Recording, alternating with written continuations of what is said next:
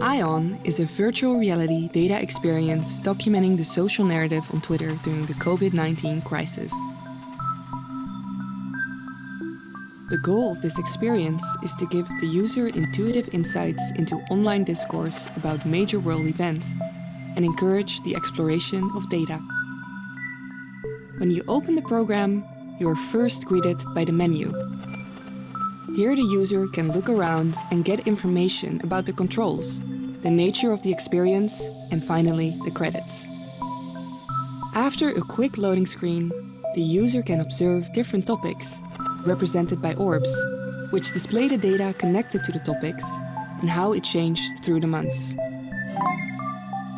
The user can use the Go controller to hover over the topics and use the trigger to select and expand them in order to expose more information about the most popular words used under said topic. The user can hover over the smaller orbs to see how much they were mentioned on that day. By pressing the touchpad, you gain access to the time controls. This interface enables you to navigate forwards and backwards through time, at the speed of your choice. If you choose to investigate a certain day, you can pause the time flow and then resume it at will. At certain points in time, an icon will appear on the topic. Pressing the trigger on the icon exposes a narrative element, describing a major event and how it relates to the data. These story elements provide the user with a more personal perception of the data. We hope you enjoyed this demonstration and encourage you to try it yourself, because nothing beats the actual experience. Hello, my name is Adrian, and I am the project director of ION. ION is an interactive VR visualization of Twitter data using the first 3 months of the COVID-19 pandemic. Our goal for this project was to take this very personal kind of data and turn it into this massive collective thing where people can understand these correlations between what individuals think and what has been going on in the world.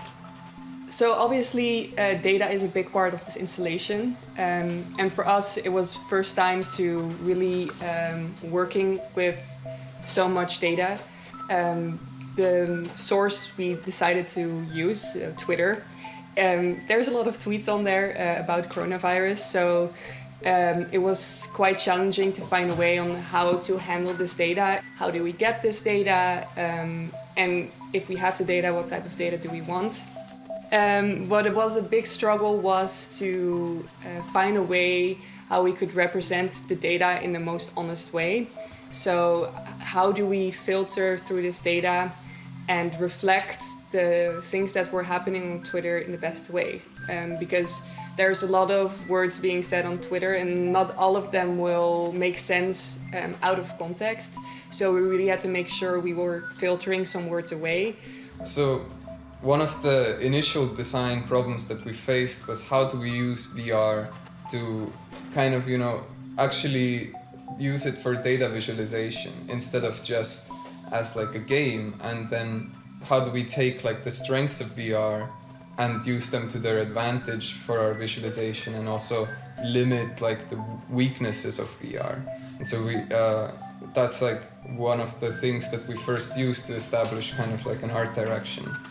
Yeah, and then when we were like working on the art direction, we really noticed that we were going in this very abstract direction. We really wanted to make something also a bit strange, but mainly very large, or something grandiose that was very imposing, and also give this like symbolic, clear visual indication of that time was moving, time was changing, and it's like how rocks erode over time. And this very abstract concept was for us very hard to tie in a comprehensive manner to the actual data that we had, especially at the start. But fortunately, by just iterating a lot, making many concepts, making some prototypes, we came across visual directions where we felt, hey, okay, here, these are aspects that we can clearly tie in the data into, but we were still able to also keep this sense of scale and this grandiose feeling. Mm-hmm.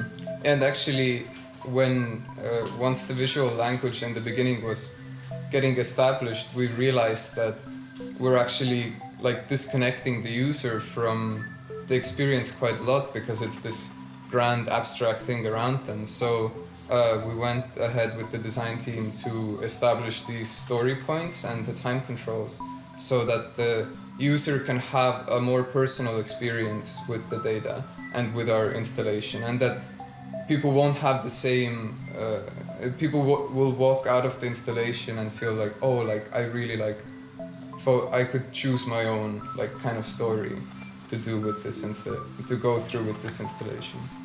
So basically you've got to like keep in mind the Oculus Go is basically a glorified like smartphone, so you don't have like a lot to work with. You only got like one controller, the headset only has like 3 degrees of freedom, and then everything has to run on basically the same hardware as like your Android phone. So it was really like a challenge for us to basically lay out this plan and work together with the design to get like all this stuff working. Yeah, and we spent a lot of time working in the design team to make sure that we actually were making use of everything that we are given, you know, the limitations. So it was quite difficult, but we also wanted to leave room to iterate and to improve upon the program to make it as good as possible. I am very happy with the result we've gotten. In the end, I think we've had a very strong team, and the amount of work and passion put in by everyone was remarkable. I hope you've enjoyed this little video. If you have an Oculus Go, you can download the APK for this visualization on the link on this website. Thank you for watching and have a nice day.